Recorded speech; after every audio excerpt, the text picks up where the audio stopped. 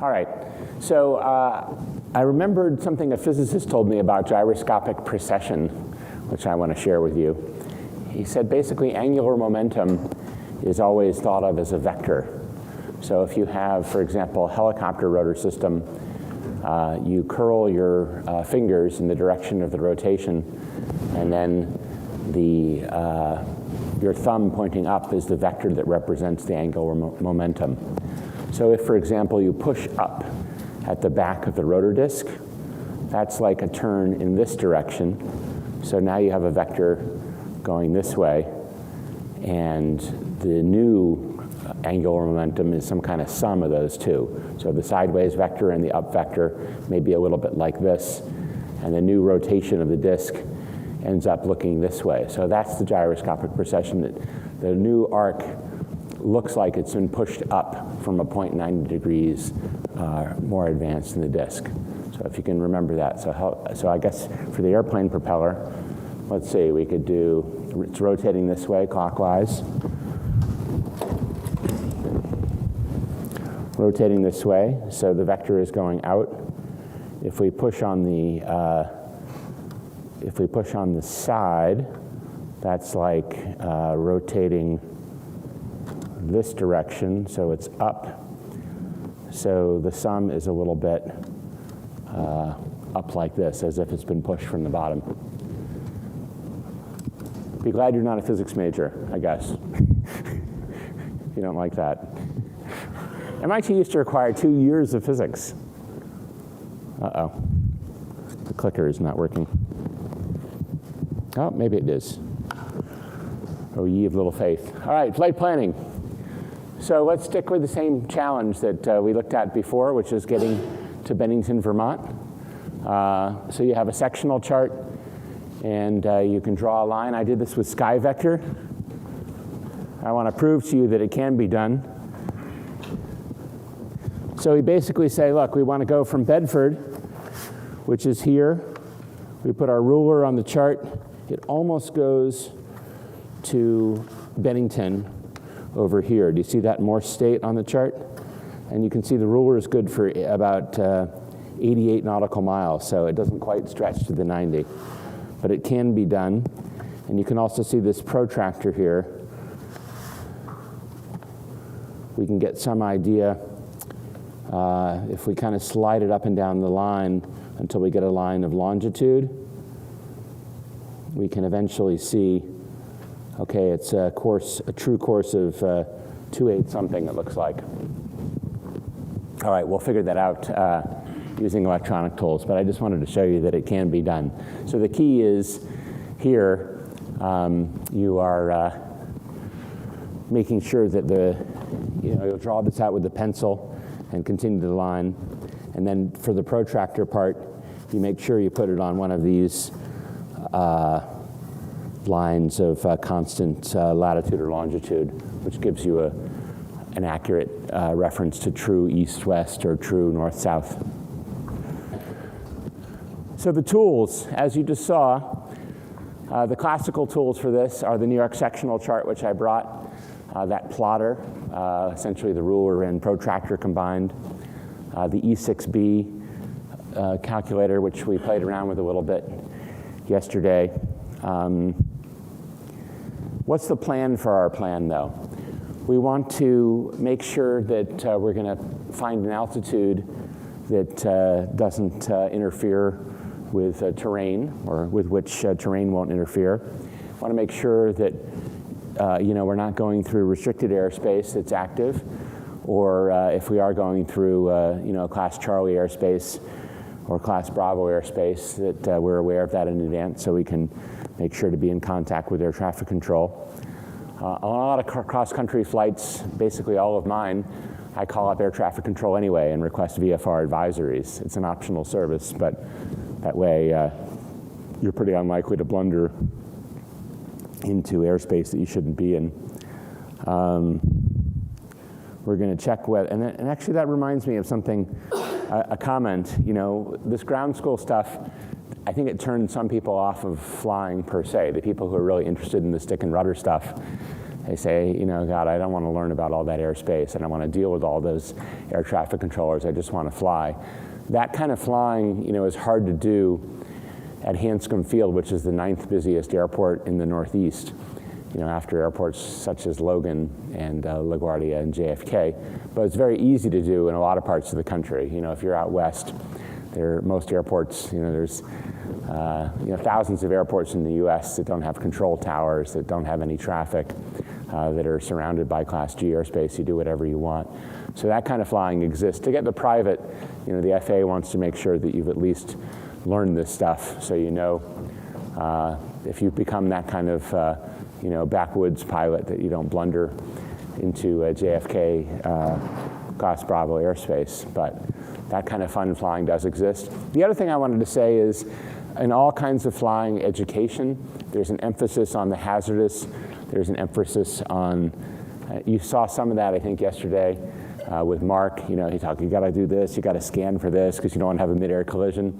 Mid-air collisions were 1% of accidents last year, according to the NAL report. If you're interested in these statistics, the AOPA Safety Foundation, ASF, or Air Safety Institute, I guess, they have this thing called the NAL report, NALL. Every year they analyze all the kinds of accidents that have occurred. But mid-air collisions are exceptionally rare. Like I said, 1% of accidents, maybe 3% of fatal accidents. Flying tends to be pretty forgiving. Usually most people who have an accident have made 3 or 4 mistakes. It's not like one little mistake is going to generally get you into trouble. So I don't want people to think that it's all bureaucracy and regulations all the time when you're up in the air, or that at any moment the airplane can suddenly stall and spin. That kind of stuff is just extremely rare. If you're flying a Cirrus, you're nowhere near the stall in any phase of flight, as long as you're doing things more or less by the book. Okay. So anyway, this is our plan, and we'll follow this kind of step by step.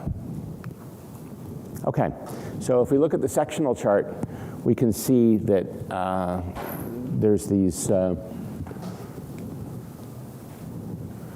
see that 41? That tells you that if you're at 4,100 feet, you have a little bit of clearance from the terrain. Not enough for flying on instruments, but enough for flying visually. We can also see the only real airspace that's on our route is the Class Bravo airspace itself. And that goes from 4,000 feet up to 7,000 feet over top of Hanscom Field. So as long as we're in contact with Hanscom Tower and we're not climbing in some kind of fighter jet, we're going to be clear of Bravo airspace. And also, if we have a plane with a GPS VOR receiver combined and part of it fails, you can see there's all these VORs around here, including one very close to the airport that we're going to. So we're not going to get lost, even if we can't find Venus like Captain Sully, can't talk to air traffic control, and can't use our GPS. And can't look out the window. There's a lot of, actually a lot of times we send soloing students to Keene, New Hampshire, because it's right next to Mount Monadnock, and we figure, well, they probably can't get lost if there's only one big mountain sticking up by itself right next to the airport.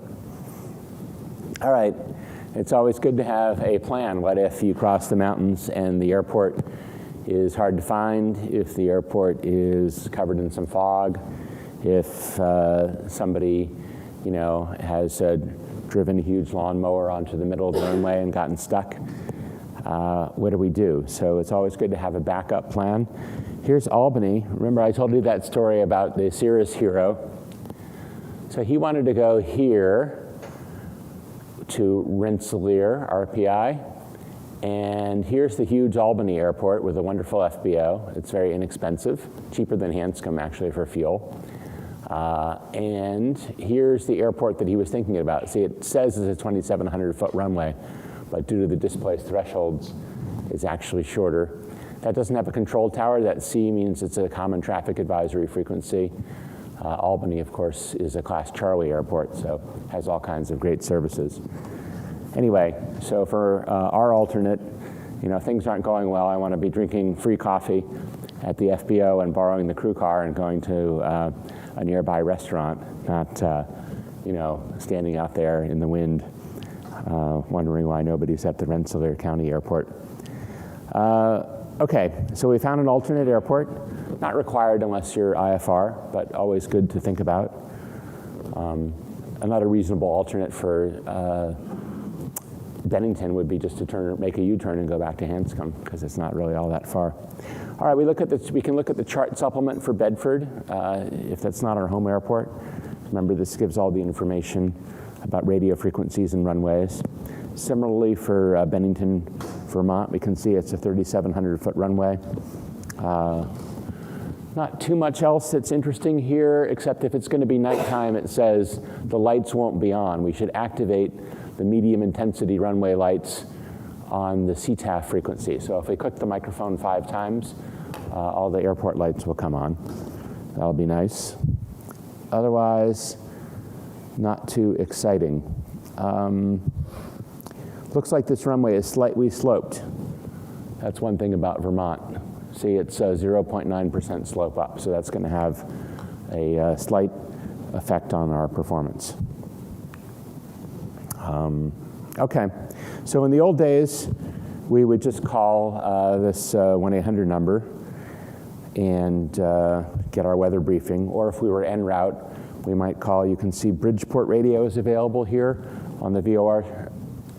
The VOR for Providence indicates that if you want to talk to Bridgeport radio, you call them on 122.6.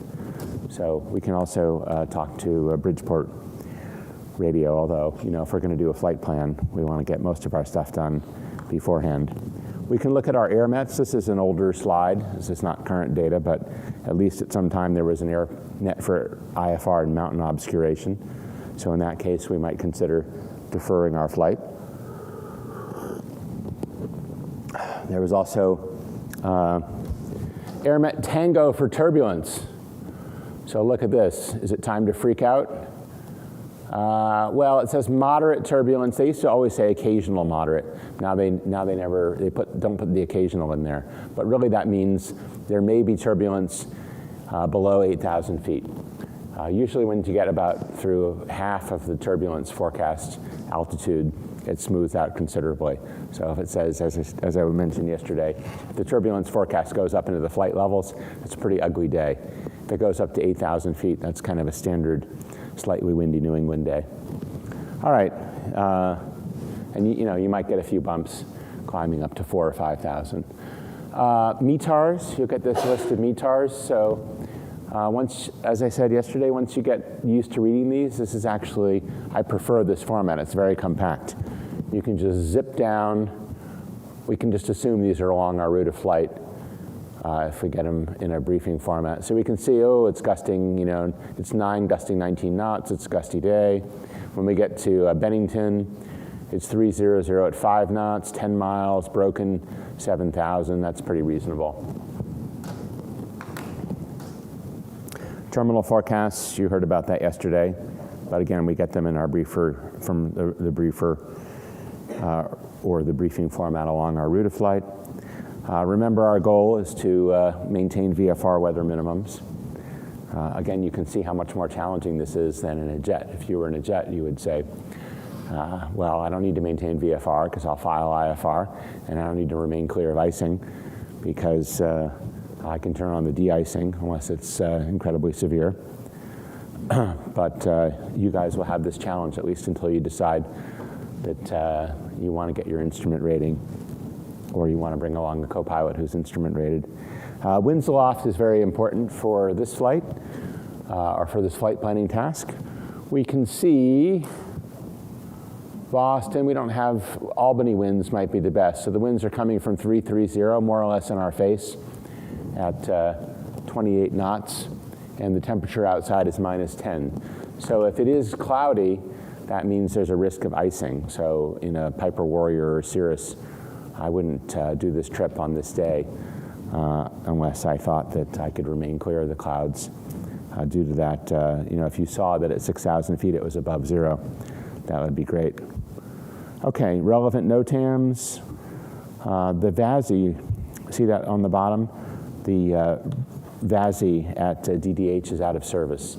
So that means we're not going to have our visual reference for the glide slope to the runway. If it's your home airport, that's not a big deal. If it's daytime at an unfamiliar airport, that's not a huge deal. Nighttime at an unfamiliar airport, that's kind of a problem. So you might consider, nighttime, it's better to treat that like instrument flight. You might not want to go. Actually, in my airline days, we got to this airport at night. We were really delayed for a variety of reasons. But anyway, so we get to this airport in Michigan at night, and I'm flying left traffic from the right seat, so I can't really see the airport that well. In this Canadair regional jet, which I've just barely learned to fly, mostly in the sim, exclusively in the sim. The first flight in the real aircraft was with passengers in the back. And the runway is under construction, so the instrument landing system, which gives you the glide slope reference, that's out of service because it would lead you to a part of the runway that's closed. And the VASI and PAPI that are normally there at this big airport in Saginaw or wherever it was, that's also out of service. So it's just a pure visual approach based on the configuration of the runway lights and the geometry and how it looks, just like you were flying a Cessna or a Piper in this jet. So, we got on the ground, and like I said, I'm flying from the right seat. I should perhaps have just turned it over to the captain and said, this is a little beyond my skill level. But I wanted to practice, so I did it. And, we turned off the runway, and nobody was more surprised than I when we were on the ramp, safe and sound. We got out of the airplane, and this passenger was irate. He thought somehow it was my fault. He saw me talking, having dinner with a friend in the terminal. He thought, I was the reason for the delay. The flight was held up for my dinner, and he was enraged. And I thought to myself, this guy has no idea how lucky he is to be alive with somebody like me at the controls with no visual references of any kind. To the first time at that airport, going 145 knots was the slowest speed that we were going at any time. Sorry, so question on just the one VASI is out, right? So is there a circumstance, like if the winds were calm, you say, okay, I won't land on 3-1, I'll land the other way? On the other runway? You don't want to land with a tailwind in general, and there may not be, we could go back, but there may not be a VASI on the other side. Usually airports have sort of one runway that they really love. Actually, that's interesting. First of all, they don't even have a VASI, they have a PAPI on both sides. So yeah, actually that's a good example of decision making. If the wind's not too bad, and and actually at nighttime the wind usually quiets down. So yeah, perfect example of good decision making. Just use the other runway, why not?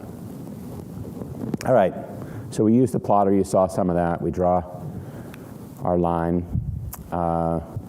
You can see there we're referencing the plotter to true north, and we get, well, this is not for the Bennington example, unfortunately. We get a true course of 038 to some other airport. Here's what I did want to show you. You find some prominent landmarks along the route. We talked about that yesterday in the piloted section. So things you can identify from the air. You get your blank navigation log form. You pick an altitude. So to avoid, this is one reason why mid-air collisions are exceedingly rare. If people are above 3,000 feet above the ground, higher than 3,000 feet above the ground, then you get up to your conventional cruising altitude. So if you're on instruments, it's going to be whole thousands. So you'll fly on instruments at 6,000, 8,000, for example, if you're on a westbound course, and you'll fly 5, 7, 9 if you're eastbound, and then just add 500 if you're VFR. So airplanes at low altitudes that are cruising are almost always separated by 500 feet. Therefore, the conflicts tend to occur very near airports, and the conflicts also tend to occur, there's one exception to that rule, on days when there's a low cloud layer, like at 3,000 feet, for example, or 2,500 feet, and everybody who's VFR is trying to go under the clouds, that's when you might see other airplanes and have to be vigilant. But again, you can call air traffic control and ask for advisories. Or now, by January 1st of 2020, everybody will have ADS-B. So they have a box in there that's squawking at you. Let me tell you that when you land at Burning Man, your traffic your fancy traffic warning system will get very upset indeed. So we had warnings. Burning Man has this, it's not like Oshkosh, it's super well organized. They have people converging by design, from 3 different directions to a single point, flying a pattern that's 500 feet above the runway instead of the conventional 1,000 or 1,500 for turbine-powered aircraft. And then you're landing on a place that's not normally considered a runway. So in the Pilatus, we had the terrain warning system going nuts because it didn't know that there was a runway there. And we also had the traffic system going nuts because there were enough, we didn't have ADS-B, but we had enough transponder-equipped aircraft around us that it could see them all. So that was pretty upsetting.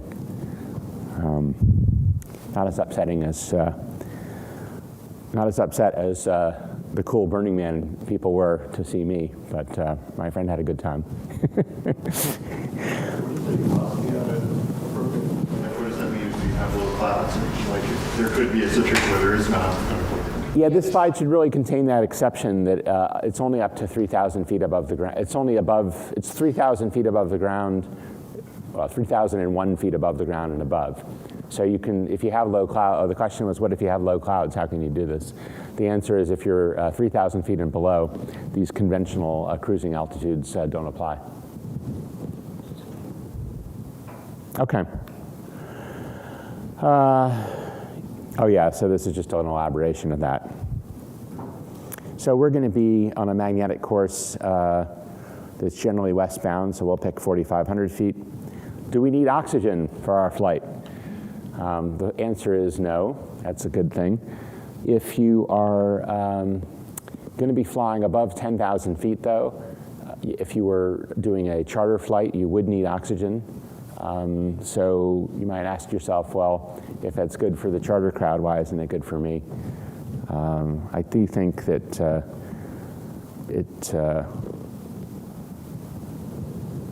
especially as you get older, people tend to get a lot more sharp if they keep the cabin altitude 5,000 and below, or use supplemental oxygen in a little airplane. All right, there's your chart, 91211. You might be asked about that. All right, let's go back. So we've got, I guess in this flight planning example, we've done 6,500 feet. So you can see we filled in the altitude. We're going to climb, go to 6,500 feet. Our true course is 287. And you can see these fixes, Abeam Fitchburg, crossing the river, finding some reservoir, finally landing at Bennington. So we'll just see what the folks, these slides were built before Tina and I took over the course. All right, as I said, pick those winds aloft. It says reporting points. Actually, that should be changed. That's inaccurate. They're not winds aloft reporting points. These are always forecast. There's no balloons up there with sensors to tell you exactly what the winds are. Okay. Maybe somebody can remind me after the class to change that. Okay, so we fill in the forecast wind. And then we use our, we do the Piper. We're going to need to find the airspeed, so we look up the performance tables for our Piper Warrior, or we pay up for that Geronimo app that you saw. I don't know if they have a Warrior version, but maybe they do. And we pull the numbers out of there. I'll just let you digest this for a moment.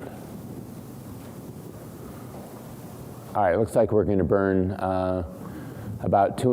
the important takeaways from here, we're going to burn about 2.5 gallons in the climb, 2 gallons in the cruise, and you can see how many minutes it's going to take to climb and descend. So that'll just go into our calculation of the total time. All right, so we've got that in there. Our true airspeeds for, see we got our true airspeeds for climbing and descending. What about cruising?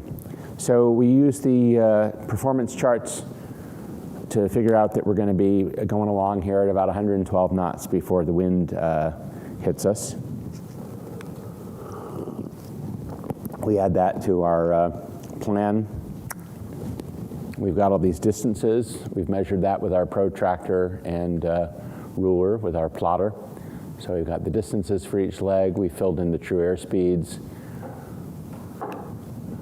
Okay, now we do the wind correction. So remember, if we're reading, everything is in true. If we're hearing it on the ASOS, or from the control tower, you can just say, wind check, please. You don't have to say your tail number or anything, and the tower is going to broadcast back to you. You know, winds 310 at 12. Okay, so here's an example. I can do it in real time also on the dock camera, but let me show you this. So if the wind's from 210 at 20 knots, and you're trying to go south at a true airspeed of 147, it's a good cirrus speed, you line up 210 to the true index, and then we're going to draw a little 20-knot vector here. It really doesn't matter where we start. We're going to draw a 20-knot vector here. So there's a little point for 20 knots up. That represents our wind. Some people actually draw it as a vector. Imagine a little vector here. Or actually, I guess it would be, yeah, it'd be going this way. Then we rotate so that we show our true course. So we're trying to go south, and the wind is from this direction. And we've lined it up. See how there's 140, 150. So that's roughly at the 147. So it tells us with this little subtraction here, we're going to be going just slightly slower than 130 knots, or 129 as it says on the slide. And we're going to need to steer about 4 degrees off the true course. Does that all make sense? It's a little graphical calculator, basically. And the idea is you're starting with a vector that represents the wind. You can play around with this at the break, and I'll try using it on a dock camera, and you'll see just how much a person can forget in 17 years or 18 years. Okay, now we filled this in. We've said, okay, there's our true airspeed. Here's our wind correction angle. Where is our ground speed? Oh, there's our ground speed. Okay, so from the ground speed and the leg distance, of course, we'll be able to determine the time. Now, this is the exciting part. Since we're only going 90 knots, we can figure out, for any given leg length, how long it's going to take. So we do that. Eventually, we'll fill it in. Oh yeah, we got to get the magnetic variation. So our true heading is supposed to be 293 or 283, I guess, in the cruise. And we add in the west variation. Remember, east is least, west is best. So we've added in that magnetic variation, and that's the magnetic heading. If we happen to have, oh yeah, there's a point to the slide. So what if we take all that metal fishing gear and throw it into the float plane? That might actually affect the compass, especially if you're up in Alaska. It was until about 2001 or 2, it was required to carry a gun in your airplane at all times when you were flying in Alaska, unless you were in the traffic pattern at an airport, doing flight training or something. So if you had your, huge rifle, up in the front of your aircraft, then your compass reading actually could be thrown off by the gun that you were required to carry. Who knows why you had to carry a gun? Why do you have to carry a gun in your Cessna? Bears, that's right. Anyway, they changed the law, so now you can be a pacifist. You had to have ammo too, actually. I think they could bust you if you didn't have ammo for your gun. All right. I have a friend, actually I was going to Alaska and the regulation was just being sunset, so I thought, well, maybe I should bring a gun with me. So I asked a friend who's a gun enthusiast, what would be the right gun? And he's like, oh, you need a Spinelli shotgun with, automatically reloads the shells and you can fire off, a whole bunch of shotgun shells at once. I was like, where can I get one? And he said, oh, I've got 5, so you can just borrow one of mine. Okay.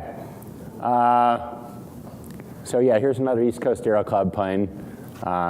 You got to calculate your time. It might be pretty fast.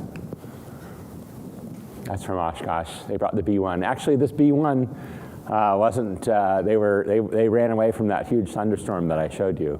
So I went through the thunderstorm in the $99 tent, and the B-1 left. And the B-1 taking off was louder than anything that happened during the thunderstorm. It's crazy loud. All right, so we got it all filled out. It is going to take us. It looks like it's going to take us a total of 1 hour. Does that make sense? Yeah, I guess about 90 knots, about 90 miles. So yeah, that makes sense. Okay. We calculate the fuel burn. So it's going to take us a minimum of 11 gallons or so to get there, and we want to have a half-hour reserve. I can tell you that's pretty scary to see the gauges down that low. So I think a plan for a 1 hour reserve is about as low as you would ever want to plan. And then beyond that, we should add some fuel to get to our alternate if necessary.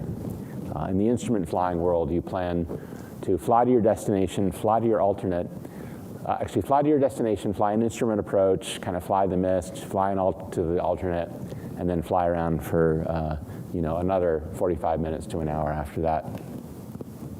All right. What about the VFR fuel requirements? So again, the FAA minimums are pretty scanty. 30 minutes for the daytime, 45 at night. For helicopters, they're even less, 20 minutes and 30 minutes, 20 minutes day and 30 minutes a night. Okay, weight and balance. That's off the tail of a Piper Cub at Oshkosh. Unfortunately, we don't have that on the Warriors, which nobody loves quite as much. So the glorious plan here, some of these older airplanes actually have better payloads when they're fully fueled than the latest and greatest because they're not crammed with as much helpful avionics. Anyway, so the original Warrior, this plan is to take 2 heavy people in the front, 400 pounds total, 2 more virtuous people in the back, and 50 pounds of bags. And you see the max gross weight is 2325 on this Piper. So can we do it? You're going to have a long, not to say tedious, lecture on weight and balance later, so we won't belabor this. But if you look at that loading, the perspective loading, I think we should expect that it's going to be within the center of gravity limits because the heavier people are in front. And the real issue is whether we're overweight or not. So we are actually overweight. See that? 2334, and it's 2325 is the maximum, so we're about 10 pounds overweight. How about, are we out of CG? We're at about 92 inches, and you can see here that the CG envelope goes to about 93. I guess it goes exactly to 93. So the CG is fine, but the weight is too high. What's the question? Where do you find all the information about the normal arms? Oh yeah, so that's a good question. Where do you find all the weight information about the weight and balance that you were going to use for this calculation? So remember we talked about aero. You have to have the airworthiness certificate, the registration, the owner's manual, I think is the best way to think of the O, and W is the weight and balance. So it has to be in the aircraft. It's usually just in the same binder as the pilot's operating handbook or the AFM. So it's there, it's specific to the airplane, and the airplane will get reweighed periodically. And if any kind of equipment is changed out, they throw it in there. But also these apps, I mean, the arm of the rear seats in a Piper Warrior, that doesn't change from aircraft to aircraft. So you just punch that in.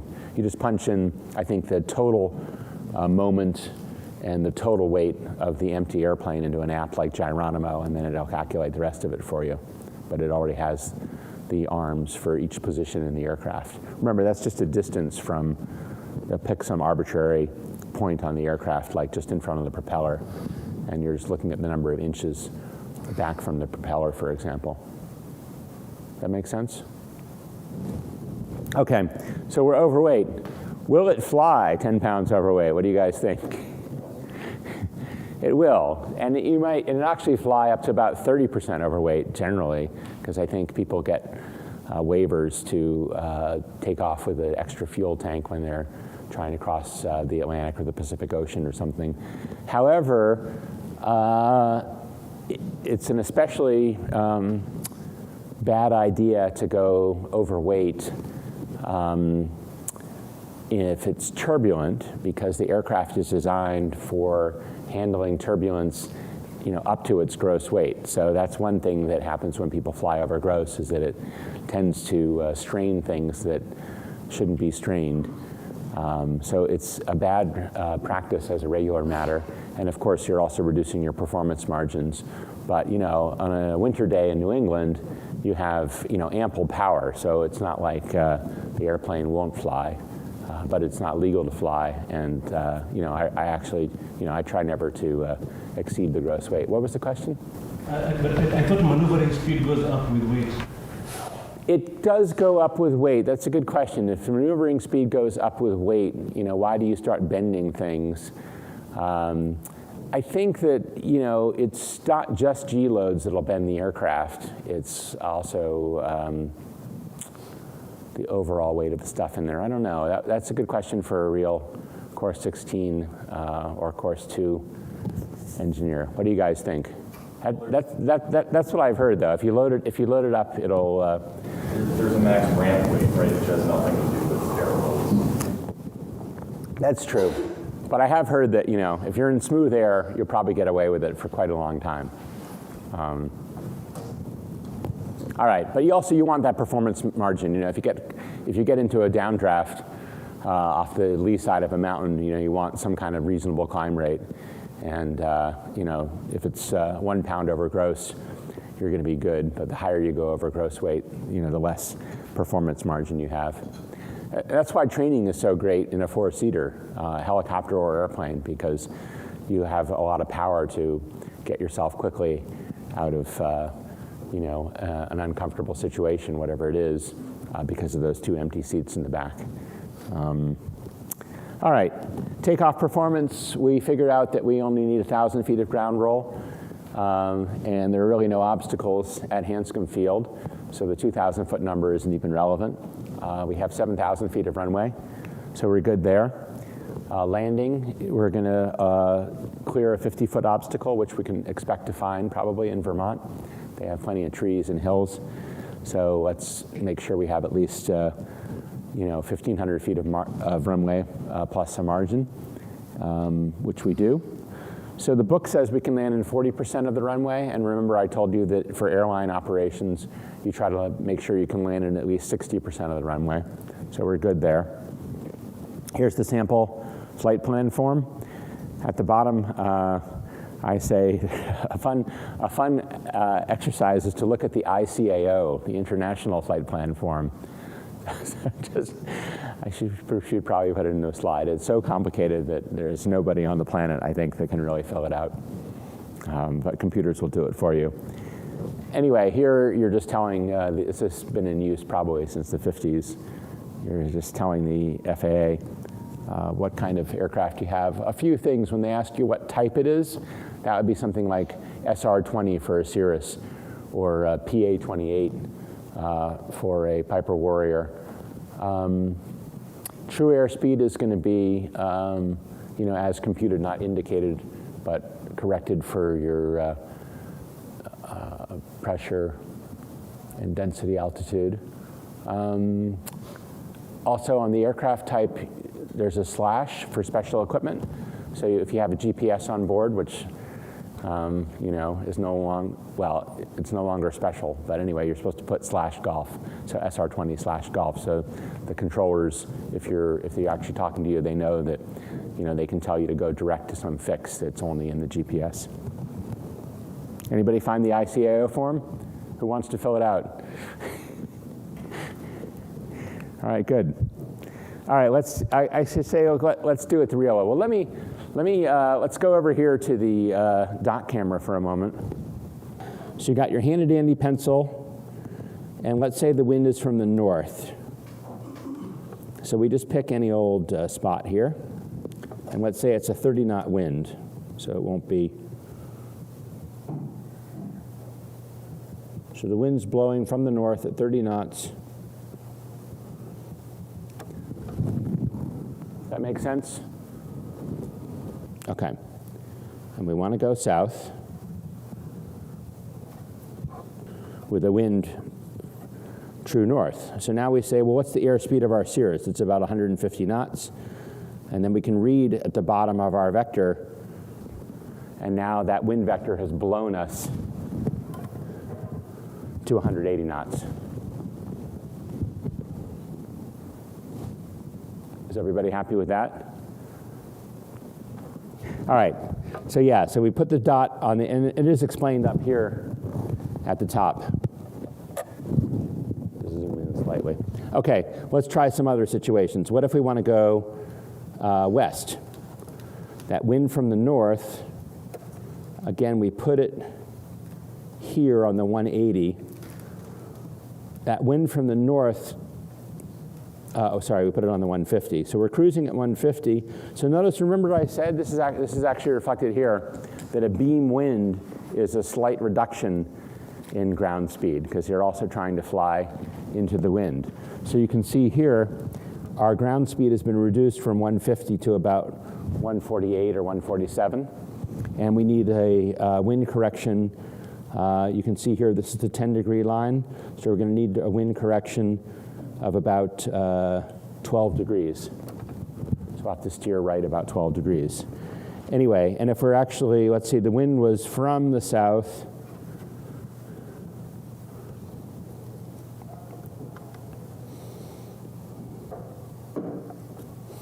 Oh no, the wind was from the north. So if we're trying to go north, then it becomes really simple. We put it on 150, and now we're only going 120 knots. All right, I think I survived that. That was one of my big fears about this class. So I learned to do that in, I learned to do that in 2001, in the fall of, I guess probably in early 2002. Scary, huh? How much people forget. All right, I just want to show you one of these sites. Sure. Okay, so here we are in SkyVector. We can store some flight plans because I am logged in. So I'll open an existing plan, and I'll say I want to go from Bedford to Bennington, today at 20 Zulu, which is 3 o'clock local time. So as soon as the class is over, we teleport to Hanscom Field. The instructor has already pre-flighted the Warrior, so we jump in and we go. All right, so here we have, I think you saw this before. Here are the points that I picked out as being maybe easy to recognize from the air along our trip. And we say, okay, well, what's the weather going to be like? So we just click here, and we get an official briefing from a flight service station. Voila. There's, special at Bedford. Winds 180 at 17, gusting 26. 4 statute miles of visibility, light rain, mist, overcast 800. Temperatures 13, dew points 12. So that's not much of a temperature dew point split. And sure enough, the clouds are pretty close to the ground, right? With a 1 degree split, you'd expect the clouds to be close. Peak wind was 180 at 27. Look at this terminal forecast. The longer the terminal forecast, usually the more upsetting the weather is. It's going to be down to 1 statute mile, heavy rain, plus RA, overcast 800, and it's going to be gusting 38. That's at 1800 Zulu. So that's the forecast for our, I think we're departing at 20 Zulu, we said, right? So that's the forecast for our departure time. That's not looking so good. The good news is there's no really upsetting NOTAMs. There's I think that this is this new, you can look it up in the AIM 555 for the runway condition code, 100% wet, but I think that means the braking action is still just fine as you'd expect for a grooved runway. All right, so everything's good there. How about Bennington? There's other like colored pins in the map. There's what? There's like what look like colored pins in the map. Oh, the Pins, what does this mean? okay. The student asked about the colored pins, by which I think he means the pins of color. So the red is IFR, weather conditions, and the blue, I think, is marginal VFR. And you can set that up in these layers. So yeah, see text weather, we're just converting those text weathers to graphics. Okay, good question. Yeah, so anyway, it's kind of an ugly day. Maybe we want to fly some other time. However, we could file the flight plan if we wanted to, and it also give us this helpful little nav log here that we can use in the aircraft. So all that hard work that we were doing with the E6B can be done for us free and very easily and very conveniently with just a couple clicks on SkyVector. I see that Tina's here, so she's a huge ForeFlight fan. Where? Oh yeah, there she is. So Tina will tell you maybe it would have been even easier on ForeFlight. But SkyVector, SkyVector does many fewer things than ForeFlight, and therefore the interface is simpler. And of course, the ForeFlight folks will be here at 3, and I'm sure they'll tell you why ForeFlight's better than SkyVector. All right, let's go back to the presentation here.